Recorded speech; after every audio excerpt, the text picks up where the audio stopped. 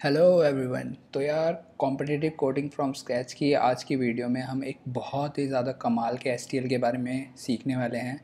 मैंने सोचा था पहले एसटीएल पे सिर्फ 3 वीडियोस बनाऊं, और बट अगर मैं ये वाला एसटीएल तुम्हें आज नहीं बताता हूं तो यार तुम्हारा बहुत बड़ा नुकसान हो सकता है एक तरह से, क्योंकि ये एसटीएल इतना ज़्यादा इम्पॉर्टेंट लगा मेरे को और ये इतने सही फीचर्स प्रोवाइड करता है। और मोस्ट इम्पॉर्टेंट बात यह है कि आज के टाइम पे 70 to 80% of C plus plus users जो कॉम्पिटिटिव कोडिंग कर रहे हैं उनको भी नहीं पता है इस एस टी एल के बारे में, जो सी प्लस प्लस का एक नया फीचर है।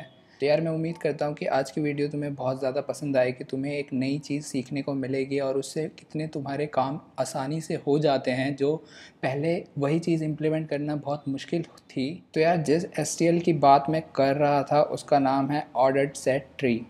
ऑर्डर्ड सेट ट्री के बारे में कुछ ने सुना होगा, कुछ ने नहीं सुना होगा। पीबीडीएस के नाम से भी बहुत सारे जानते हैं। ये पॉलिसी बेस्ड डेटा स्ट्रक्चर एक नई फीचर है जीसीसी का, जो इन्होंने इंक्लूड करा है, जिसमें तुम स्टैंडर्ड टेम्पलेट लाइब्रेरी में जितने एसटीएल हैं उनके अलावा भी दूसरे डेटा स्ट्रक्चर भी यूज़ कर सकते हो। तो ये one of that application of GNU पे बेस्ड है।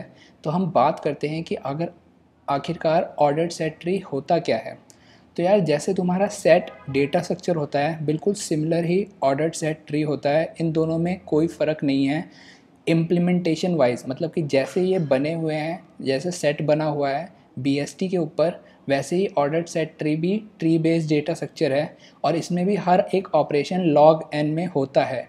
इसमें भी सारे एलिमेंट्स यूनिकली स्टोर होते हैं सॉर्टेड ऑर्डर में। असेंडिंग सॉर्टिंग होती है सारे एलिमेंट्स की और सारे एलिमेंट यूनिक होते हैं।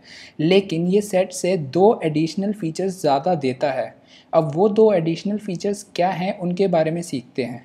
तो यार, पहला जो फीचर ये देता है, ये देता है ऑर्डर ऑफ की। यानी कि अगर तुम ये फंक्शन यूज़ करोगे ऑर्डर ऑफ की, अगर तुमने एक वेरिएबल बनाया है ऑर्डर सेट ट्री टाइप का और उसके लिए फंक्शन यूज़ करते हो ऑर्डर ऑफ की, और यहाँ पे वो की रख देते हो, तो ये फंक्शन तुम्हें रिटर्न करके देगा कितने नंबर ऑफ एलिमेंट तुम्हारे सेट के अंदर प्रेजेंट हैं जो स्ट्रिक्टली लेस देन के होंगे।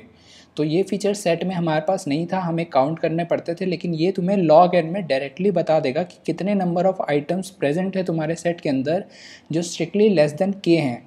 दूसरी दिक्कत क्या आती थी, हम किसी भी एलिमेंट का पोजीशन नहीं पता कर पाते थे कि वो कौन से प्लेस पे, या फिर इस प्लेस पे, इस आइटरेटर पोजीशन पे कौन सा एलिमेंट प्रेजेंट है हमारे सेट में, वो हम नहीं पता कर पाते थे। उसके लिए भी हमें आइटरेट करना पड़ता था।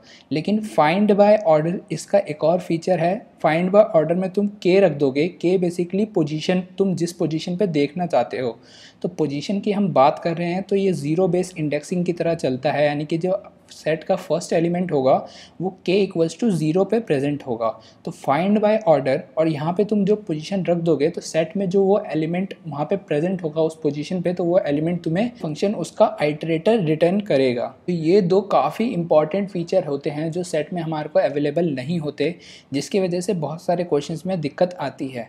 अब इन फीचर का फ़ायदा क्या होता है, इसको वीडियो के एंड में एक क्वेश्चन से डिस्कस करके हम सीखेंगे।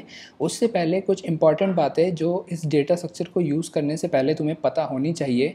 इस डेटा स्ट्रक्चर को यूज़ करने से पहले तुम्हें एक क्लास को इंक्लूड करना पड़ता है सी प्लस प्लस में अपने। जैसे हम हेडर्स इंक्लूड करते हैं, तो ये एक हेडर है। ये इसके बारे में तुम्हें GFG पे काफ़ी अच्छे से मिल जाएगा, कॉपी पेस्ट कर सकते हो तुम। मेरे कोड्स में भी तुमने ज़्यादातर देखा होगा, मैंने मैक्रोज में ये डिफ़ाइन कर रखा होता है। GNU के PBDS फाइल एक होती है जिसको हमें ऐड करना होता है, और using name space GNU PBDS भी हमें ऐड करना होता है ताकि इस फीचर को हम यूज़ कर पाएँ। तो ये 2 चीज़ तो होती है जो तुम्हारे रन करने में हेल्प करती है। अब ये जो ऑर्डर्ड सेट ट्री है, ये जितना सिंपल सुनने में लगता है उतना सिंपल बनाने के लिए है नहीं। तो बेसिकली ये जो पार्ट मैंने लिखा है टाइप डेफ को अगर तुम छोड़ दो और PBDS को छोड़ दो, तो बेसिकली जैसे तुम लिखते हो पेयर इंट कॉमा इंट, तो पेयर तुम्हारा डेटा टाइप होता है। तो ये ऑर्डर्ड सेट ट्री के लिए डेटा टाइप तुम्हें इतना बड़ा यूज़ करना पड़ेगा।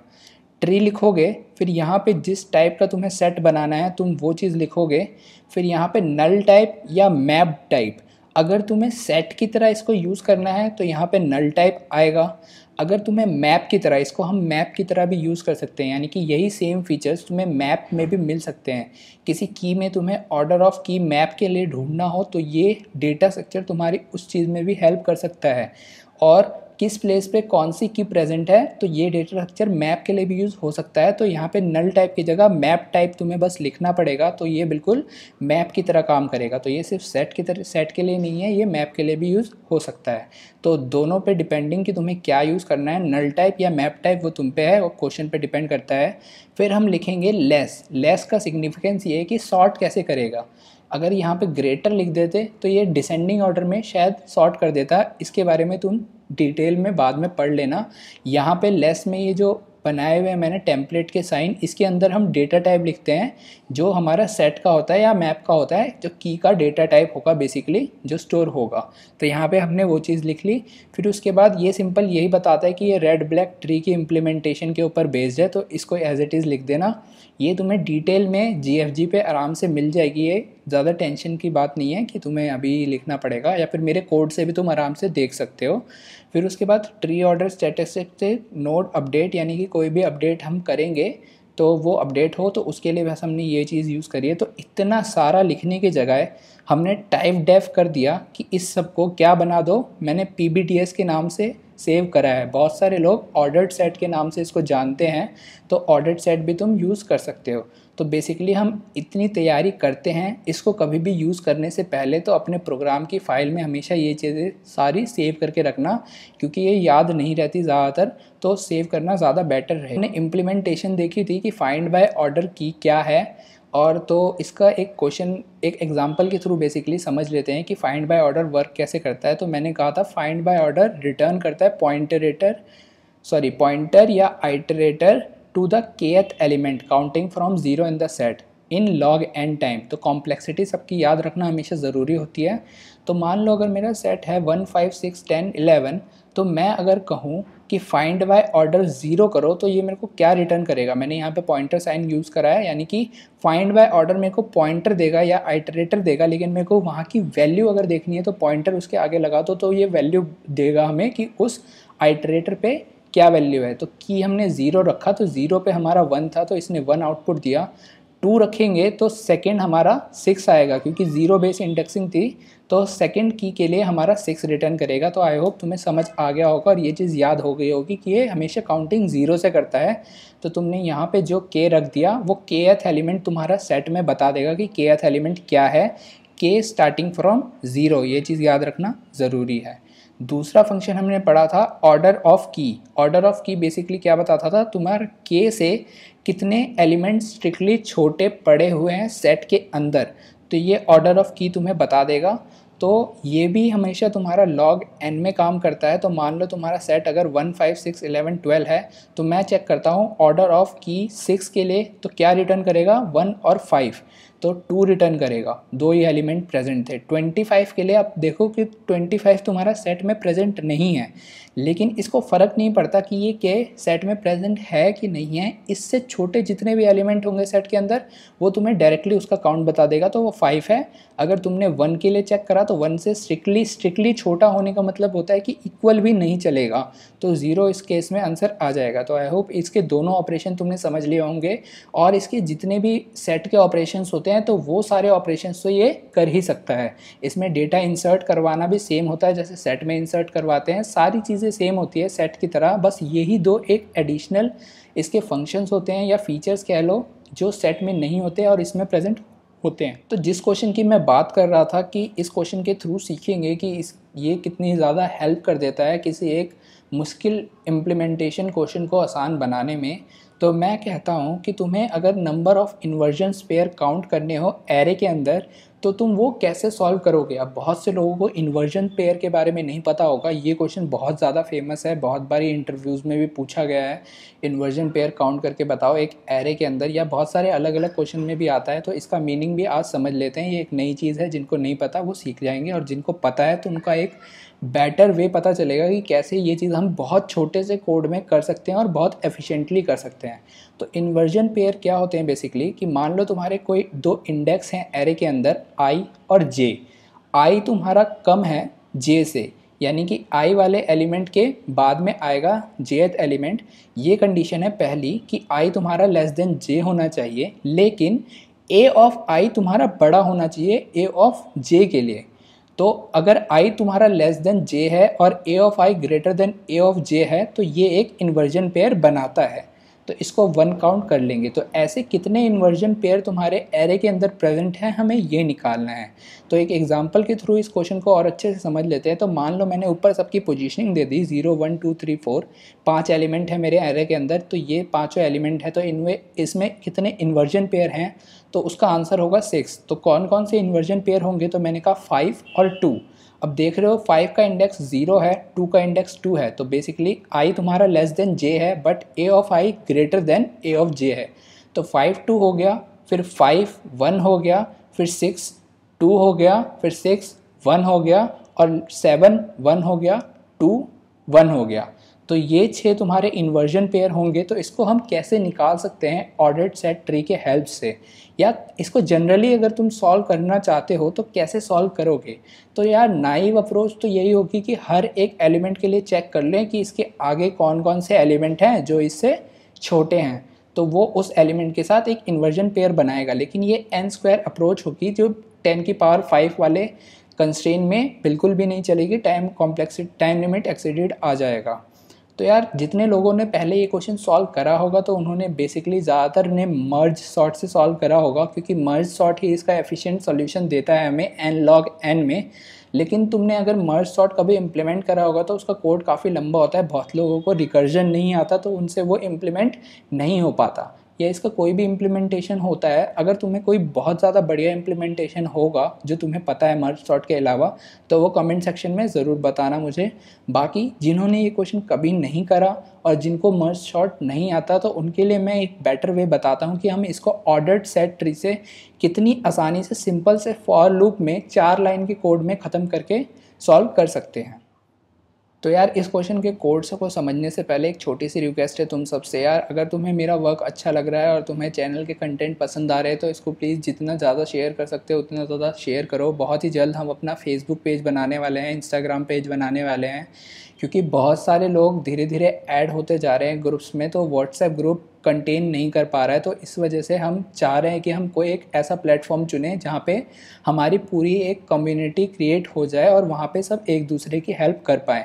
तो जैसे ही ये दोनों काम होते हैं तो आई होप तुम सभी उसको ज्वाइन करोगे और इन पेजेस को आपस में अपने कॉलेज में शेयर करोगे, ताकि जितने भी बच्चे इंटरेस्टेड हैं कॉम्पिटिटिव कोडिंग सीखने के लिए और वो फ्री में और बहुत अच्छा कंटेंट सीखना चाहते हैं, ऐसा कंटेंट जो बहुत सारे कोर्सेज में भी नहीं बताते, तो उनको काफ़ी अच्छी एक हेल्प मिल जाएगी। तो जैसा कि मैंने एक्सप्लेनेशन में समझाया था कि हमें एक हेडर फाइल इंक्लूड करनी पड़ेगी, तो ये हेडर फाइल है जो हमने इंक्लूड कर ली। नेम स्पेस से हमने GNU PBDS भी इंक्लूड कर लिया, मैंने टाइप डेफ कर लिया। इतने बड़े को मैंने क्या कह दिया, मैं PBDS सिंपल लिखूंगा, तो ये बेसिकली मेरा टाइप डेफ से ये सारा PBDS के इक्विवेलेंट बन जाएगा। तो मैंने कहा कि मैं एक PBDS का एक सेट बना लेता हूँ जिसमें मैं एलिमेंट्स डालूंगा एक एक करके, जो मेरे एरे के एलिमेंट्स होंगे। मेरे कितने एलिमेंट्स हैं वो मैंने n में इनपुट ले लिया। एक मैंने आंसर वेरिएबल बना लिया जो बेसिकली काउंट करेगा कि नंबर ऑफ़ पेयर्स मेरे कितने हैं, इन्वर्जन पेयर्स। तो मैंने 0 से n तक का लूप लगाया। एक x बना लिया जिसमें मैं एलिमेंट जो होगा वो इनपुट लूँगा। एक y मैंने बना लिया। अब ये y क्या बताता है ये हम आगे देखेंगे। तो मैंने x को इनपुट में लिया और x को मैंने सेट में इंसर्ट करवा दिया।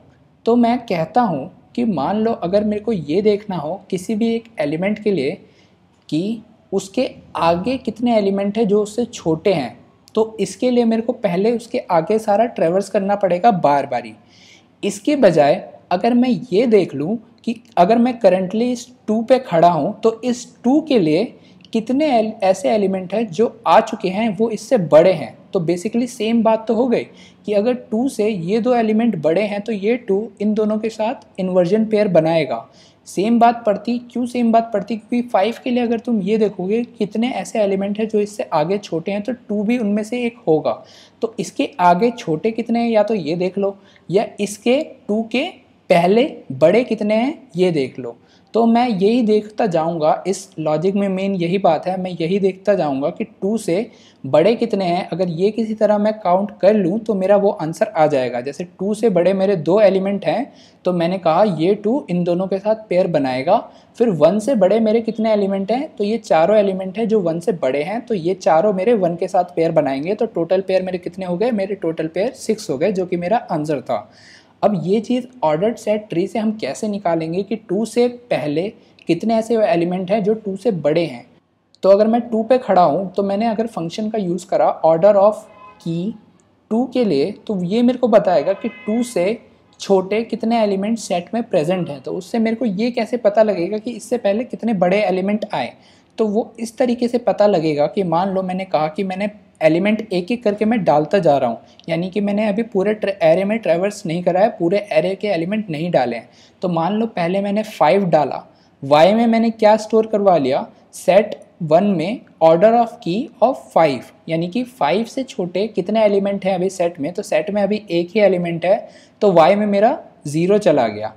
फिर मैंने आंसर में प्लस क्या करवाया, तो आंसर में प्लस मैंने ये करवाया कि अगर मैं 5 पे खड़ा हूँ तो इस फॉर लूप में i मेरा रिप्रेजेंट क्या करता है कि 5 से पहले मेरे कितने एलिमेंट है। तो पहले एलिमेंट के लिए i मेरा 0 है, यानी कि 5 से पहले अभी मेरे एक भी एलिमेंट नहीं है। तो 0 माइनस 0, तो 5 ने कुछ भी आंसर में कंट्रीब्यूट नहीं करा। मैं 6 के लिए अगर देखूंगा तो y में मेरा क्या आएगा, सेट डॉट ऑर्डर ऑफ की 6। तो 6 से छोटे कितने एलिमेंट हैं सेट में, तो 6 से छोटे तुम्हें पता चलेगा एक ही एलिमेंट है जो कि है 5। तो y में मेरा 1 चला गया, i मेरा क्या हो चुका है, i मेरा 1 हो चुका है कि 6 से पहले एक एलिमेंट आ चुका है। तो जो एक एलिमेंट आया है वो मेरा 6 से छोटा है, तो ये भी आंसर में 0 कंट्रीब्यूट करेगा।